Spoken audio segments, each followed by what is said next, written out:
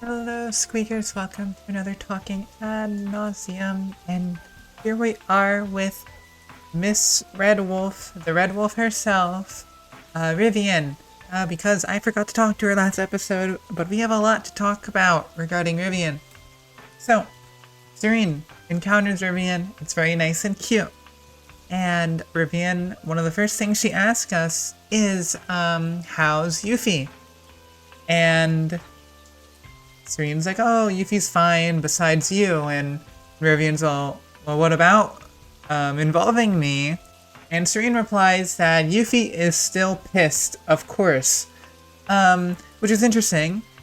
So Tsurine doesn't know the whole story, but she knows that Yuffie is pissed. Like the emotion she's saying is pissed, which is interesting, because what we know about this kind of drama going on is Yuffie's very, like, awkward about it. She doesn't like talking about it. She, the weird emotions make her do weird things. But maybe this is a hint that there's a bit of anger involved, that whatever Rivian did, whatever Rivian broke, Yuffie is so mad about.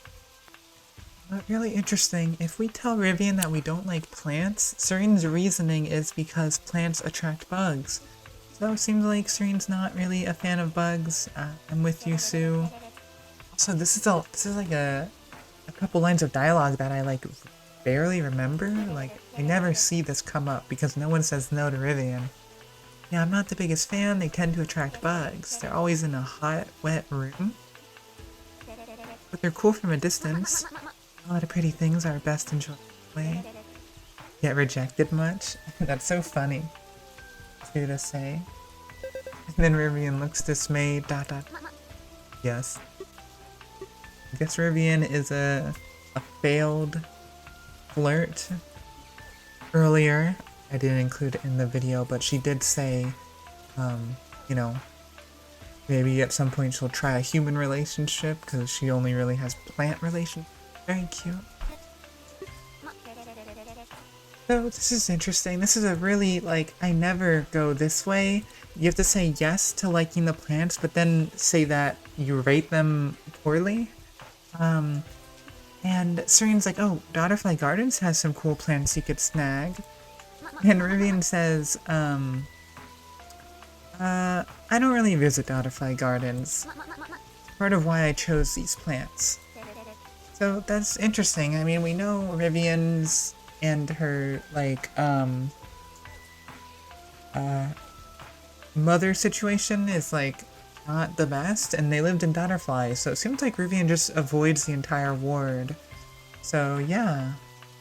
Let's give some information. If you really wanted to, you could, cover a couple words in this sentence here, and it would be kind of funny. Interesting that Rivian says that this tree is from Old Feckin' Alley, maybe implying that Feckin' Alley, Liebercod, and Old Feckin' Alley are all, different things, maybe?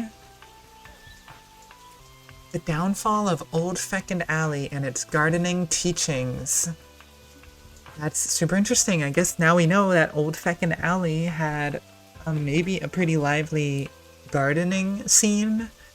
Maybe a lot of information about plants and what they can be used for and how to raise them. Super cool, super interesting. These plants can survive fine out of water given they get enough rainfall from pendant sprinklers. What the hell are pendant sprinklers?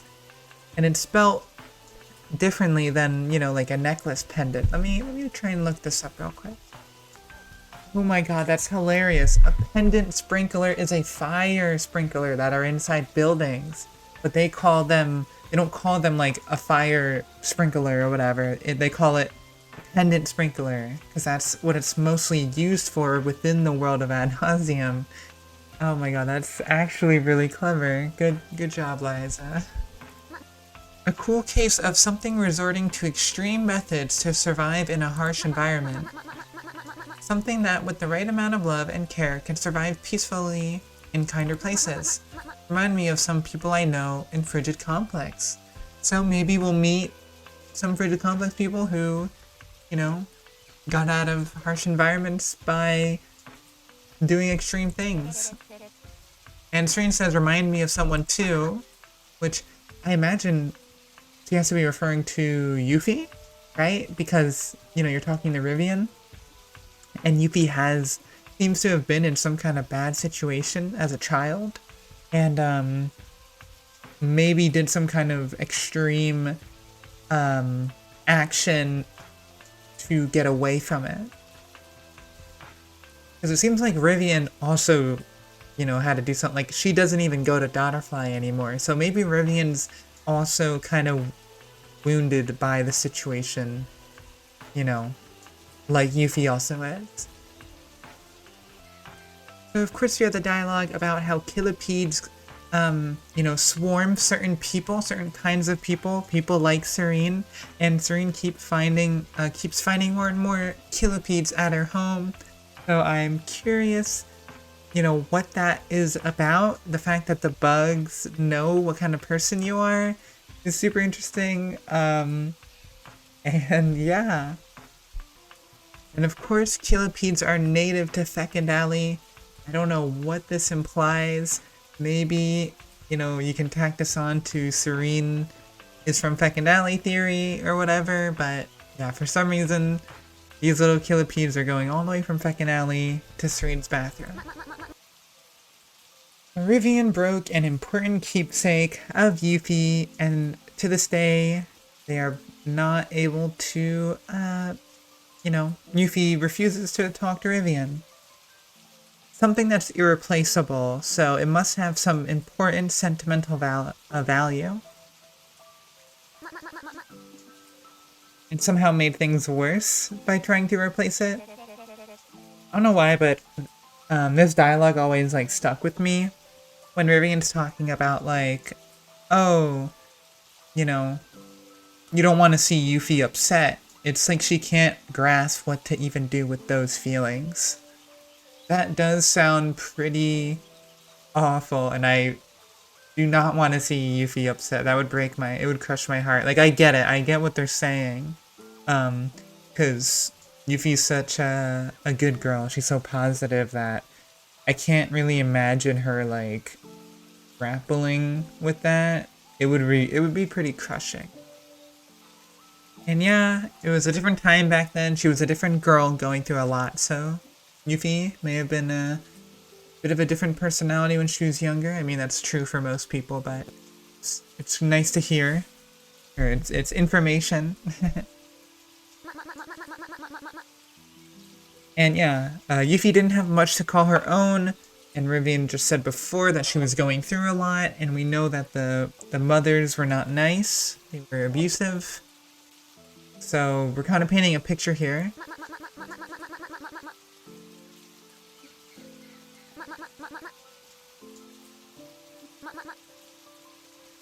Yeah, and when Yuffie was a child, she only had Rivian. That was all she had. She didn't have any friends. She didn't have any, you know, money or belongings to make her happy. She only had Rivian. And then when Rivian broke this keepsake, that's when it really hurt like Yuffie, because it was one of it was the only thing that she trusted, I guess. The only thing she had was Rivian. So, yep, the story goes, Rivian, you know, abusive mothers, she ran away, and then when Yuffie, you know, was adopted by these same abusive mothers, Rivian kept in touch to keep watch, and then the mothers did something awful to Yuffie. We don't know what that is, but we know they're abusive. Super interesting that Rivian also is good with tech, just like Yuffie. But Rivian works with industrial machines, of course, because she is down in the coal mines. Okay. Okay, hold the phone, Rivian. Hold the phone. Wait a second. Don't talk about Maves right now. Don't talk about Maves connected with electricity. What are you talking about? So, Rivian just said, she's not good with phones, and for some reason, like, she was like, sorry, I'm not good with phones, I can't help you. And then it was like Rivian looked like genuinely sad for a moment.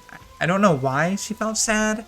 Is it maybe like a memory, like, you know, she doesn't want to disappoint us, kind of like with that whole Yuffie thing, like, she's such a good, like, she takes care, oh my god, sorry, I'm really tired, I can't speak. She does a really good job at taking care of things, and she doesn't want to disappoint, you know, maybe Yuffie had a thing where she was interested in learning tech, right, because she knows tech now, and maybe Rivian couldn't help and felt bad about it, and Yuffie was disappointed, I don't know. Anyway, that's that. But then Rivian's like, oh, but Maves is good with everything involving tech. That's interesting. We kind of already knew a little bit about that, but this is more confirmation that I haven't remembered until now. So that's cool. Maves is really good with all tech. And Rivian knows this. This is another connection between Rivian and Maves. The other one with the whole teza document. So that's interesting.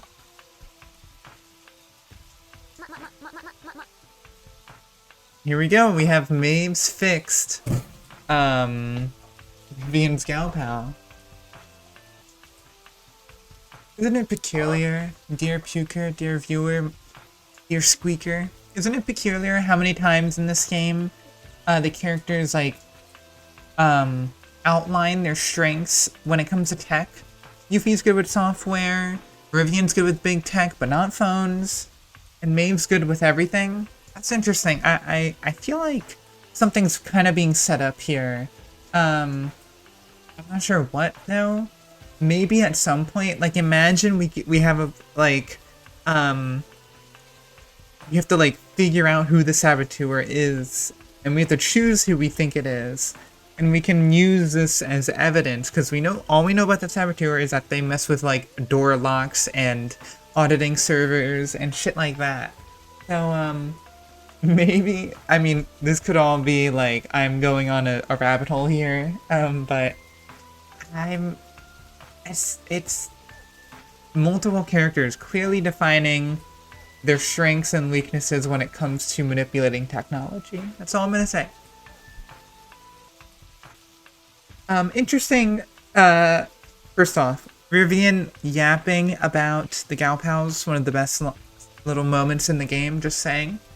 It made me laugh. It made me do a little nose exhale. Like right now, I mean. But she mentions within that paragraph that when Rivian took Yuffie out of the abusive home, they bonded over the gal pals. She got a gal pal for both of them. So yeah.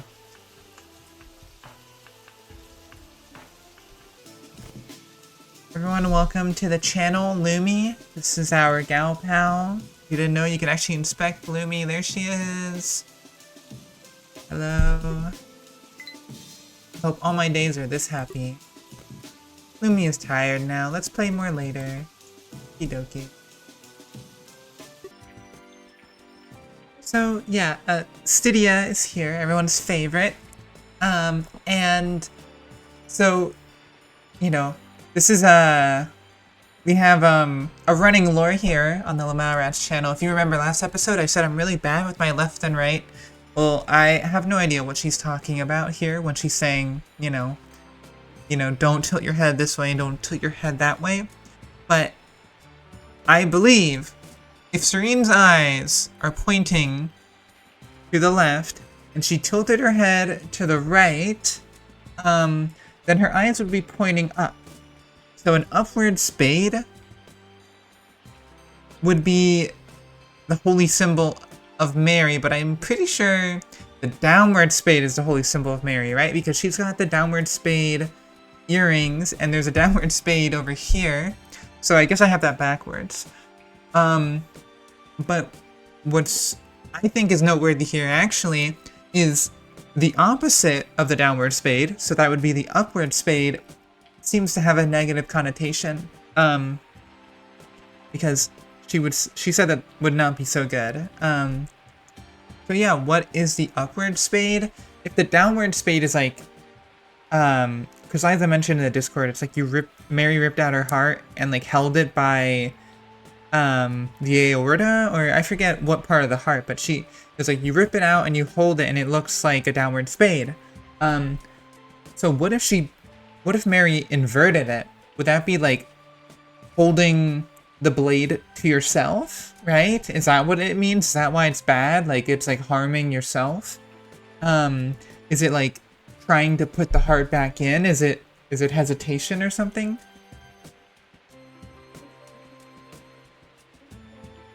Or maybe the upward spade is like you're gonna use your heart as a weapon against other people, but when you rip it out and when the blade, because the spade pointing down, I don't know why I keep saying blade, because I'm picturing the like here we go, I found it. The religious symbol is an upside down spade, a heart with a handle, like an aorta to grip it by, which is how it's held, how Mary's depicted giving it. A heart with no handle is not religious. Okay, yeah, got it. Here we go. I remember why I keep saying blade now. It's because of the intro that says to pierce these walls. The line pierce makes me think of like you're using the point of the spade of the heart to pierce the walls.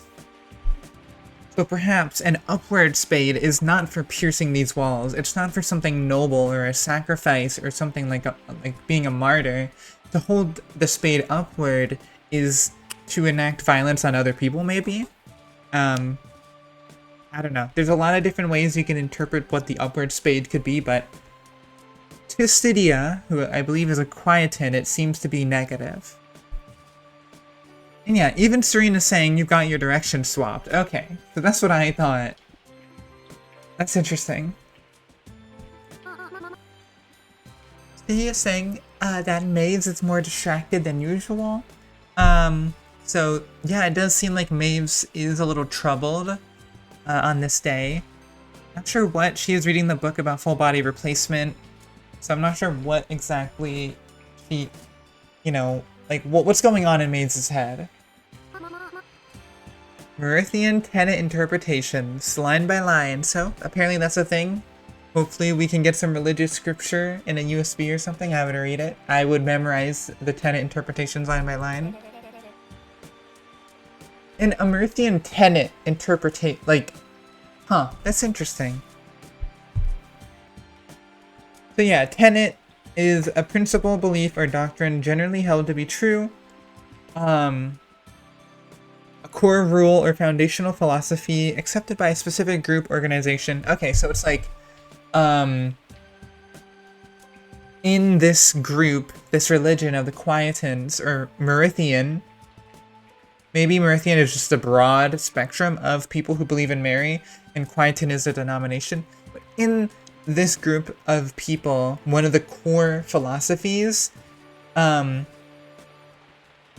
is a Merithian tenet that she had to learn the interpretations of. So it seems like what I'm getting at here is I'm wondering if there is like a Bible, right? Because if there was like interpretations of tenet, like wouldn't that mean like you're interpreting something, like a Bible verse?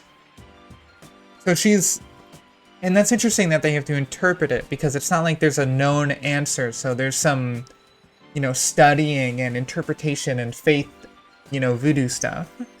So that's interesting. So Utilists believe that Providence is not a god.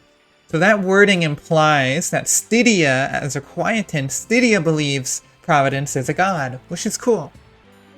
And Stydia uses the pronoun it for Providence, which I think makes sense if Stydia believes Providence is a god. When we talk to Leida, Leida believes or assumes Providence is like an entity, like multiple people, like an organization or a council.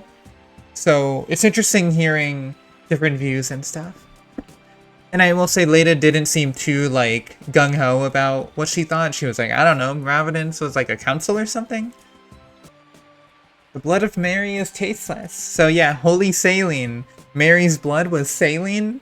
What does that even mean? Like, Your blood can't be saline? I don't understand how, like, it can't be literal, right? Maybe her, imagine if they said gloop or plubber. That would be badass, but the blood of Mary, holy saline? That's interesting. Here we go, yeah. Merithic, like Merithians and Merithic, that is the broad spectrum. But Stydia is a quietin, but she respects all beliefs under the umbrella. So Mary was killed by Juno.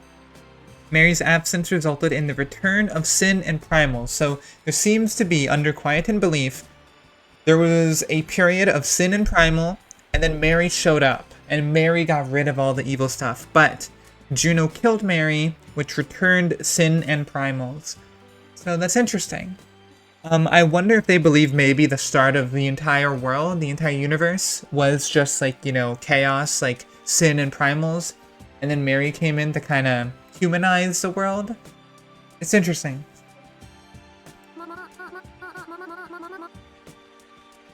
And then Saint Sterlie, because Mary was gone, tried to step up, establish the Council of Providence to carry on blessings and protection. So this is holy ground we're in. This is where Saint Sterlie, you know, took up the mantle. So yeah, saline seems to be in the natural diet of sanatorians. Let me research saline real quick. I say research, I'm literally just gonna Google the word saline. I kind of know what it is, but I like quadruple checking. That's just the kind of person I am, unfortunate. Saline is just salt. It's just salt and water, and it's usually used in medical stuff. I guess you could drink it, and it would taste like salt water. Lovely salt water. And they seem to harvest saline from natatorian pools. Makes sense. Ah, so in Stydia's kitchen, we found chroma key earrings. And I wonder, because if I remember, chroma is good against oddities. Yeah, these earrings might stain the skin of your ears with an iridescent layer of flaky crust. Chroma was a popular jewelry material before its odd properties were discovered. Okay. I was curious, if like she has it because they're good against like unholy things. But I think like unholy things are primals, it seems. But I guess oddities are probably also unholy in some way. I don't know. We don't even know what primals are yet. We have one of the most confusing USBs in the entire game. My Certa was swallowed by the sea by the Natatorian Sea. I called PAX, I paid, they went, PAX was swallowed by the sea. I need psyspecs, send all of them. I need Certo back, and I have the money to pay for it. I know you're ignoring my request, I filled many, I sent many, open your eyes. So, someone really wants the help of Sterlie, and Sterlie seems to be ignoring them. I mean, this USB has been found just in some cabinet. So if I had to guess, Sterlie probably knows what is swallowing up people, and will not mess with it. They're scared of it, I guess. Or maybe it's fucking Man-O-Wars eating, like swallowing these people up. And I know when it says swallowed by the sea, it doesn't mean actual eating, but yeah. Interesting. So Thaus is saying that there's an increase in fray reports. Should she just let people know that, you know, just let people know that, hey, we don't mess with the fray, or just ignore the people calling in? And Farinth replies, for some reason, head of SIA, blacklist the sender's address from reporting to Sterlie and ignore them. Isn't that pretty ridiculous of a response? You're gonna blacklist them? Obviously, like, false reports is a danger, but is there some kind of cover-up going on? Or maybe this is just showing us, like, that Sterlie does blacklist people's address and ignore them, like with the whole Natatorian Sea thing. Hey, speakers, we have a new segment here where we're gonna be using Zubaduba's video because I don't have a save with Teza's document, but I want to go over it since we're talking about Rivian. So it's interesting that Rivian only told one person that she was investigating Teza, and it was Yuffie, which is really interesting. Actually, now that I think, wait, hold on a second.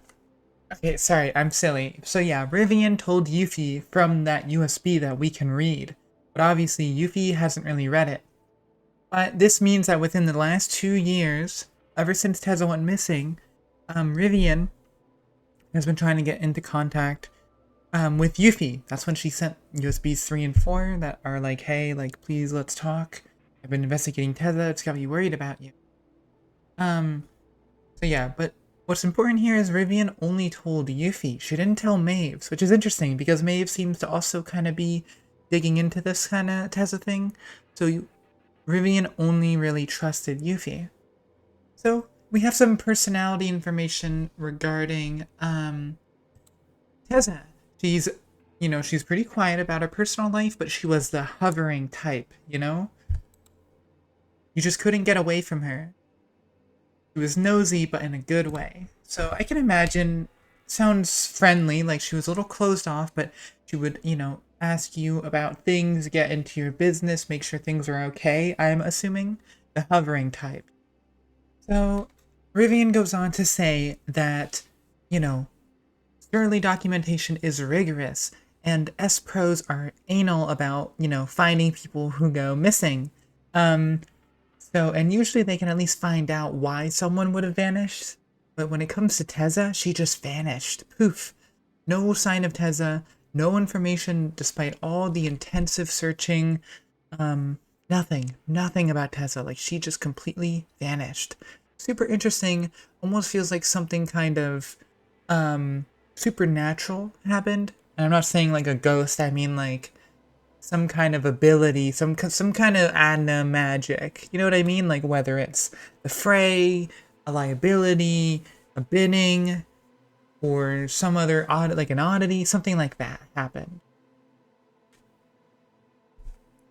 And Sterlie was tearing itself apart over this, and the situation wasn't good for anyone, which sounds like Teza maybe was pretty well liked at Sterlie and had a lot of connections. Or the fact that, a psyspec could just vanish from everything was pretty alarming. Alrighty. So then, suddenly, Rivian stops the conversation. He's going on about how she looked at this computer, because Maves was looking at the computer months ago. It was only a couple months ago, Maves was checking a computer, and Rivian took a look at it, and happened to find, and then she says, nothing. I found nothing. Just the same Teza files. And Serene's like, what? That's a lie. And Rivian's like, I ain't lying. I found nothing. And this is where the really suspicious stuff begins. Where there's a faint quiver in her voice. She looks disturbed. It's the first time you've ever seen such an expression on her face. You can tell she's mulling over what to say next. So, yeah, at first, for a second, I'm like, it almost feels like something like clicked or snapped within Rivian where she kind of completely shifted. But I think it's just, there's a reason why she can't talk about this openly. And it's not because she doesn't trust Sue. Either someone's listening, someone is able to listen, or you're not allowed to say some certain things out loud. But Rivian then kind of slyly tells us without telling us by saying basically the opposite of everything. And yeah, so it's super interesting. So here is the official document that was released to everyone. The charges at the Lion Department Internal Affairs. I finished my investigation of the Miracle Suites Providential Police. They seem to be abiding the Jicca's set rules quite well, even more so than the other ward departments I've out lately. Took an autorail back home to the congenial ward where I'll be staying with a friend in my vacation days as planned for the next week. Staying within CW. Just gonna chill at home and screw about. So in this official report, it is saying that Teza will be in CW, staying with a friend. And she was investigating Providential Police. I imagine it's a Providence police force. Because Jicca set some new rules. And this was 2 years ago. And this is a remote check-in. So that means Teza, like, probably did this online and sent it over. So it was not in person. Which means this could have been faked. Just saying. I think that's pretty important detail that this is a remote check-in, because Rivian also used that word, that it was a check-in. So we don't, like, there's no signature, there's no proof that Teza actually wrote this. And we know there's a saboteur, by the way, who messes with audits and papers and probably showed up and was around before even Sue joined, around this time period.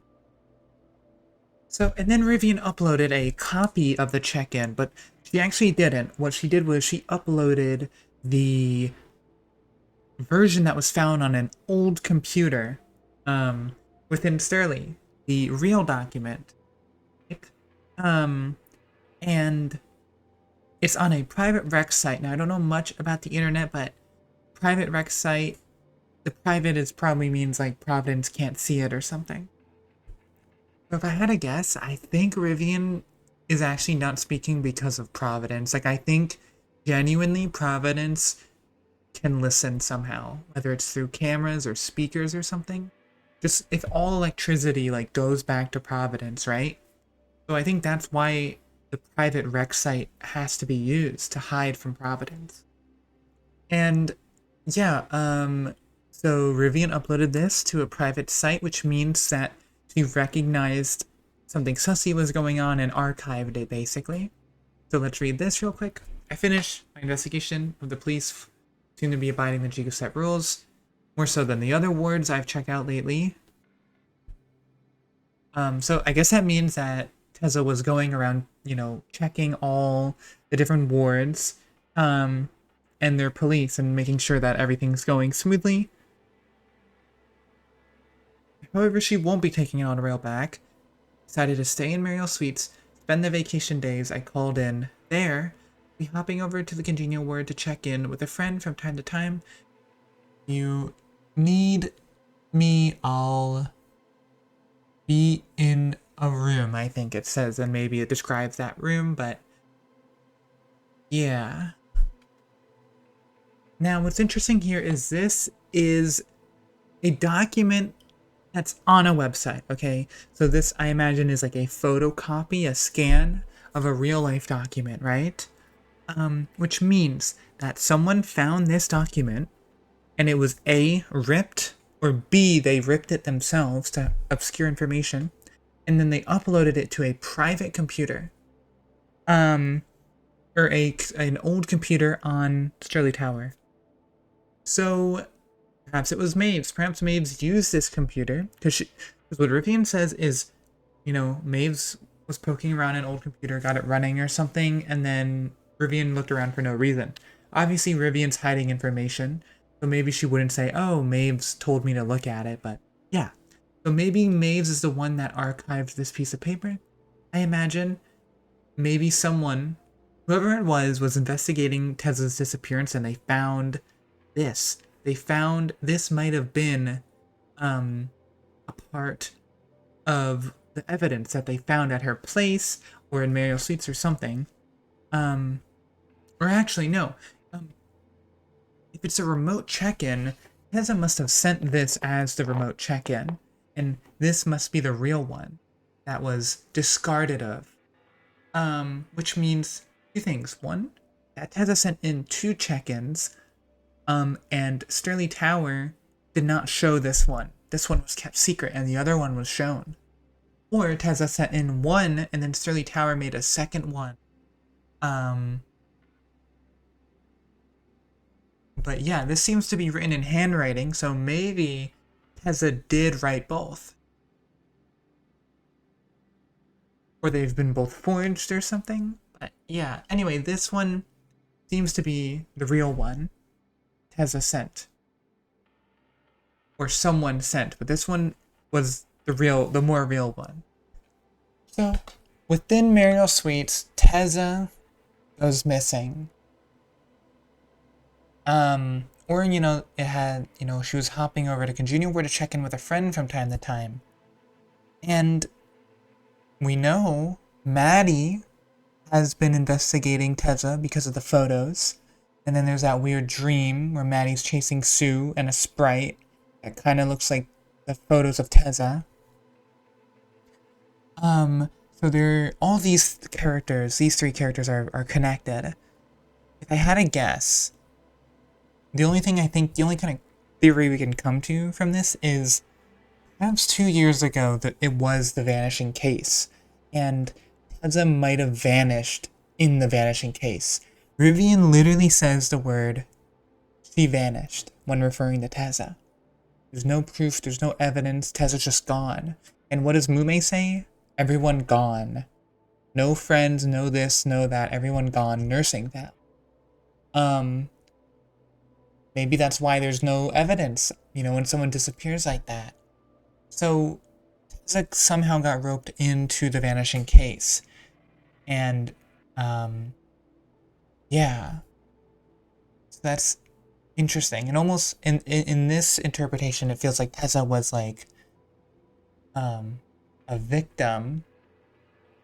Like, the vanishing case occurred, but the mistake of it was, like, obviously Piamat probably had a good intention with the vanishing case, but unfortunately, you know, a beloved psyspec was there for some reason, or came to stop whatever was happening, and she ended up vanishing as well, and that tipped off some people at Sterlie. Like, that was like, you know, oh, I wish, you know, oh, if Teza wasn't there, the vanishing case would have went off perfectly, you know? But that's super interesting. I think that sounds pretty solid.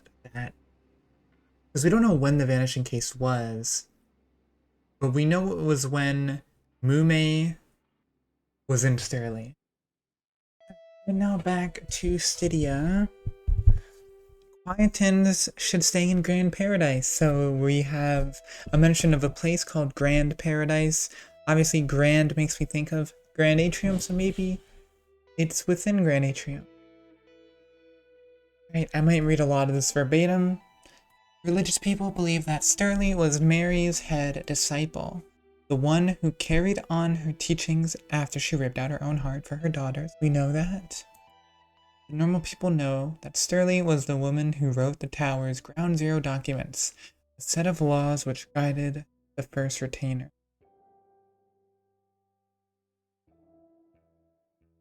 A lot of people believe she was the last or only retainer of the old world, but that's just speculation. Okay, so the Ground Zero documents were the rules, the outline for retainers of the new world, or of the current world.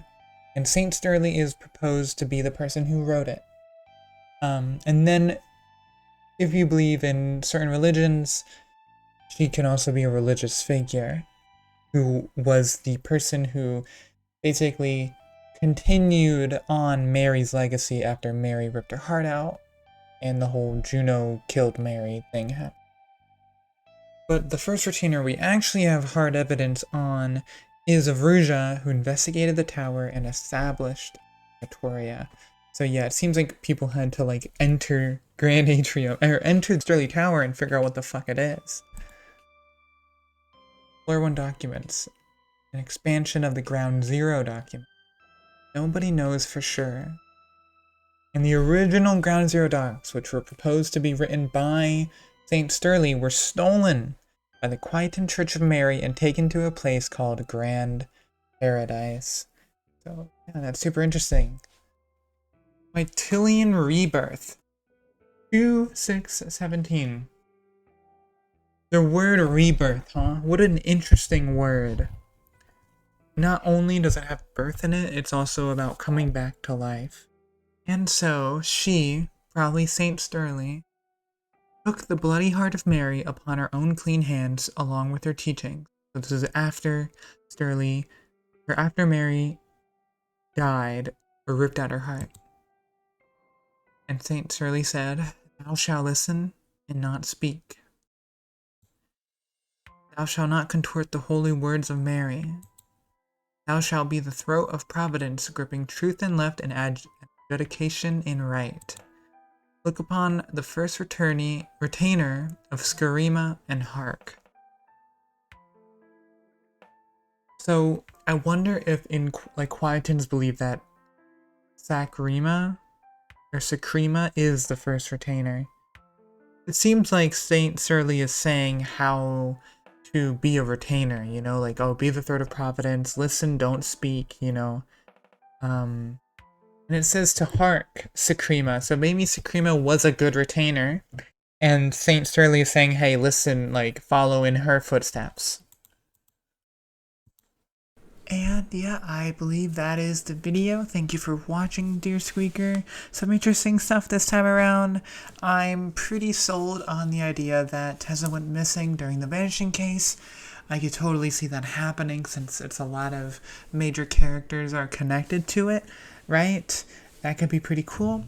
And then, yeah, the whole thing with Scarima seems like there's a lot of discrepancy. Well, who the first retainer was. It seems like, based on the Saint Sterlie, you know, scripture that we just read, that Sacrima was a retainer, perhaps in the old world, and it says quotillion rebirth. We don't know what a quotillion is, but it's very close to Quietin. So, you know, maybe the Quietin or the quotillions had a rebirth and turned into the Quietins with the new world. And if the new world was like things are being established, like Sterlie Tower and all that stuff, and Grand Atrium is lighting up, maybe that's when they rebranded from Quotillions and they said, hey, let's hark Scarima. Scarima was a really good leader. We're gonna follow in her footsteps. We're going to be the throat of providence. Yeah, and since then, that's when we had Ruja and so forth. So, yeah. Thanks for watching. Okay, very small correction here that's actually pretty important. The quote is, look upon the first retainer of Sacrima and hark. So, the first retainer of Sacrima might be a place, or maybe it's the full title of retainer, or maybe the retainers are retaining Sacrima, right? Retainers are retainers of Sacrima? I don't know, but that's some food for thought. Thank you for watching. That's everything. There's nothing else to this video. The video is over. There's no more additions at the end of this. Thank you for watching.